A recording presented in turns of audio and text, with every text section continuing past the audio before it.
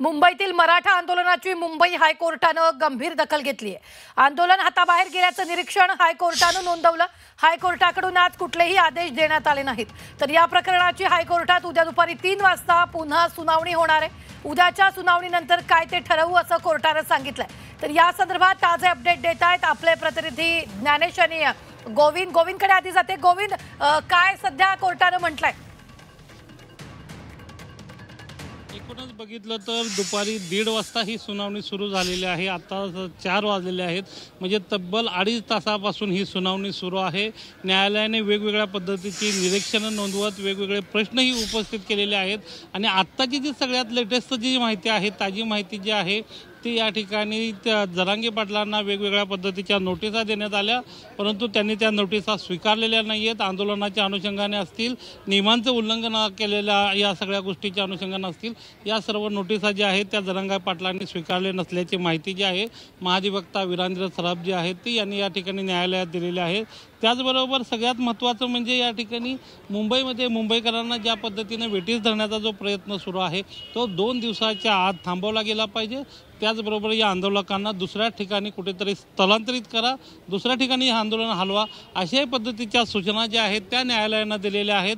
त्यामुळे आता न्यायालय याबाबत काय भूमिका घेते हे सगळ्यात पाहणं महत्त्वाचं आहे। आणि सगळ्यात महत्त्वाचं म्हणजे आंदोलकांच्या वतीनं त्यांचे जे हस्तक्षेप याचिका दाखल करण्यात आले होते त्यावेळेला त्यांच्या वकिलांना सांगण्यात आलं की विचारण्यात आलं न्यायालयाकडून की 5,000 फक्त लोकांना परवानगी असताना जास्त लोक आले, त्या लोकांना परत जाण्यासाठी तुम्ही सांगणार आहात का? त्यावेळेला आंदोलकांच्या वकिलांकडून स्पष्ट करण्यात आलं की आम्ही याबाबत नक्की लोकांना आव्हान करू शकतो, असा आम्ही प्रयत्न करू, परंतु ठोस या ठिकाणी कुठलीही भूमिका या ठिकाणी आंदोलकांच्या वकिलांनी घेतल्याचं पाहायला मिळालेलं नाहीये। दुसरं सगळ्यात महत्त्वाचं म्हणजे एका दिवसाची परवानगी असताना बाकीच्या दिवसाच्या ज्या परवानगीबाबत कोर्टाने विचारलं, सलग आज 4था दिवस आहे, त्याबाबतच्या परवानग्या दिलेल्या आहेत, परंतु त्याबाबतचे कागदपत्र सादर करा, अशा पद्धतीची भूमिका जी आहे ती न्यायालयाने घेतली। एकूणच अजून ही सुनावणी सुरू आहे या सगळ्या निश्चित ज्ञानेशकडे जाते। ज्ञानेश, हायकोर्टानं सरकारची चांगलीच कानउघडणी यावेळी केलेली आहे। मनोज जरांगे आणि वीरेंद्र पवारांना नोटीस द्या असं कोर्टानं म्हटलेलं आहे। नियम अटींचं आंदोलकांकडून उल्लंघन होत असल्याचं यावेळी कोर्टानं म्हटलेलं आहे, नेमकं काय? रुबीना, मराठा आंदोलकांच्या संदर्भामध्ये कोर्टाने राज्य सरकारला काही बाबतीमध्ये जाणीव करून दिल्यानंतर आणि ती देऊन काही मिनिटं झाले नसतानाच आपण आत्ताच जाहीर केल्याप्रमाणे जर पुढच्या टप्प्यामध्ये 5 कोटी किंवा त्यापेक्षा अधिक मराठा आंदोलक मुंबईमध्ये दाखल होत असतील तर पुढच्या 2 दिवसांमध्ये ही स्थिती कशी सुधारायची किंवा राज्य सरकारने जी सूचना केलेली आहे त्या अनुषंगाने काही उपाययोजना करता येतील का, हा सगळा भाग आता आणखीन विचारात पाडणारा आहे।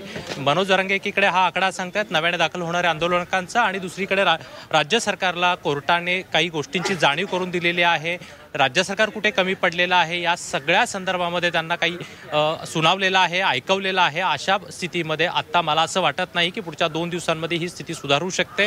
आता दुसरं काहीतरी आता पुढे हे आंदोलनाच्या माध्यमातून वाढून ठेवलंय का, असा एक संघर्ष आता पुढच्या काही मिनिटांमध्ये दिसू शकतो। कदाचित जर गुणरत्न सदावर्ते हे कोर्टातून बाहेर आले आणि ते येतील हे गृहीत धरून आता आंदोलक या ठिकाणी ठिय्या मांडू नयेत आणि त्यांना जाब विचारला जाण्याची शक्यता आहे। त्यामुळे मी मगाशी म्हटल्याप्रमाणे किंवा आपल्याकडे वारंवार जसा उल्लेख होतोय तसा की हे आंदोलन आता वेगळ्या वळणावर जाऊ शकतं का, कोर्टातल्या सुनावणीनं काही गोष्टींमध्ये बदल होण्यापेक्षा, तिथल्या युक्तिवादापेक्षा, त्यातल्या याचिकेसंदर्भातल्या मुद्द्यांवरून आता हे आंदोलन वेगळ्या वळणावर जाऊ शकतं का, आंदोलन वेगळा गैरसमज करून घेऊ शकतात का, याकडे देखील लक्ष द्यावं लागेल। निश्चितच ज्ञानेश, आपण जर पाहिलं तर 5,000 पेक्षा जास्त आंदोलक आझाद मैदानात नको असं कोर्टानं म्हटलेलं आहे। गोविंद, एकीकडे जर आपण पाहिलं तर 2 दिवसात परिस्थिती पूर्वपदावर आणा असं कोर्टानं म्हटलंय। नक्कीच 2 दिवसात परिस्थिती पूर्वपदावर आणा अशा पद्धतीचं म्हणत असताना कोर्टानं आणखी काही प्रश्न उपस्थित केलेले आहेत। त्याच्यामध्ये असं म्हणतं कोर्ट की या ठिकाणी आंदोलकांना रास्ता रोको करण्याचा अधिकार आहे का, त्याचबरोबर अशा पद्धतीनं रोड साफ करणार का हे आंदोलक, जे सगळा जो कचरा केलेला आहे, त्याचबरोबर आंदोलक जे आहे रस्ता सोडून इतर ठिकाणी आंदोलन करणार का, आणि सगळ्यात महत्त्वाचं म्हणजे ज्या नियमांचं अटी शर्तींचं आंदोलकांनी उल्लंघन केलेलं आहे त्या नियमांचं पालन करणार का, अशा पद्धतीच्या प्रश्नांची सरबत्ती जी आहे ते न्यायालय या ठिकाणी आंदोलकांच्या बाबतीत करताना पाहायला मिळतं आहे. आणि या सर्वांच्या अनुषंगानं उत्तरं देत असताना आंदोलकांचे जे वकील आहेत त्यांची कसब लागतानाचंही पाहायला मिळतं आहे. कारण का न्यायालय ज्या या ठिकाणी कायद्याच्या अटी शर्तीच्या आधारे जे प्रश्न विचारत आहे, जे 5,000 आंदोलनांपेक्षा जास्त आंदोलक जे आलेले आहेत त्यामुळे कायदा सुव्यवस्था बिघडलेली आहे. मुंबईतली वाहतूक व्यवस्था विस्कळीत झालेली आहेत.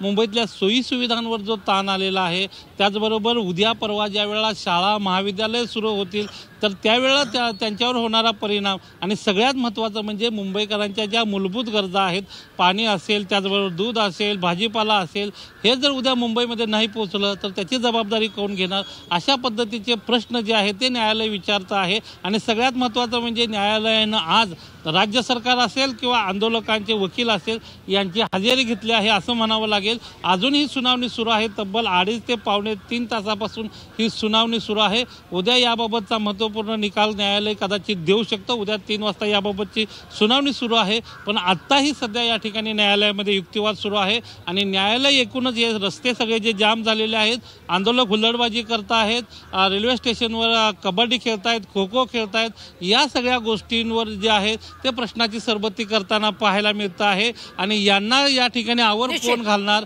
याबाबतही न्यायालयानं प्रश्न उपस्थित केल्याचं पाहायला मिळतं. निश्चित गोविंद, ज्ञानेशकडे जाते. ज्ञानेश, एकूणच जर आपण पाहिलं आजची पूर्ण सुनावणी झालेली आहे. युक्तिवाद जो आहे तो अद्यापही कोर्टात सुरू असल्याचं गोविंद यांनी सांगितलेलं आहे. दुसरीकडे जर आपण पाहिलं तर अनेक अटी नियमांचं उल्लंघन मागच्या आदेशातल्या झालेलं असल्याचंही कोर्टानं म्हटलेलं आहे. उद्या 3 वाजता सुनावणी होणार आहे. गेल्या 2 दिवसांमध्ये, गेल्या 3 दिवसांमध्ये किंवा आज 4था दिवस आंदोलनाचा, या सगळ्यामध्ये ज्या गोष्टी आंदोलकांकडून किंवा आयोजकांकडून कानाडोळा करण्यात आला, आता त्या गोष्टींपेक्षा कोर्टाने आज जी काही निरीक्षणं नोंदवलेली आहेत त्यातून आंदोलक कशा पद्धतीने स्वतःला शिस्त लावतील हा एक मुद्दा महत्त्वाचा राहणार आहे. याशिवाय राज्य सरकारला ज्या बाबींमध्ये सुधारणा करायला सांगितलेले, ज्या बाबींसंदर्भामध्ये विचारणा केलेली आहे त्यावर राज्य सरकार काय विचार करणार, काय उपाययोजना करणार आणि त्या खरोखरीच अंमलात येणार का, हा एक महत्त्वाचा प्रश्न पुढच्या 2 दिवसांमध्ये राहणार आहे. आणि जर या स्थितीमध्ये सुधारणा जर झाली नाही तर उद्याच्या दिवशी दुपारी 3 वाजेपर्यंत किंवा उद्या 3 वाजता जी काही सुनावणी होणार आहे त्यामध्ये कोर्ट काय आपली भूमिका मांडेल हे देखील पाहणं फार महत्त्वाचं राहणार आहे. पुढच्या 2 दिवसांमध्ये ही स्थिती सुधारेल का या संदर्भातलं चित्र फार वाईट असू शकतं का, या दोन्ही गोष्टींचा विचार करून आता राज्य सरकारला तातडीने काही पावलं उचलावी लागणार आहे. ती राज्य सरकार आता तशा पद्धतीचं धाडस इथे दाखवणार का आणि या आंदोलकांना सामोरं जाणार का. उलटपक्षी या जे काही आज कोर्टामध्ये, हायकोर्टामध्ये सुनावणी झाली यातले काही मुद्दे घेऊन त्यावर विचार करणं आणि आंदोलकाशी चर्चा करणं या संदर्भातही राज्य सरकार पुढाकार घेणं अपेक्षित आहे.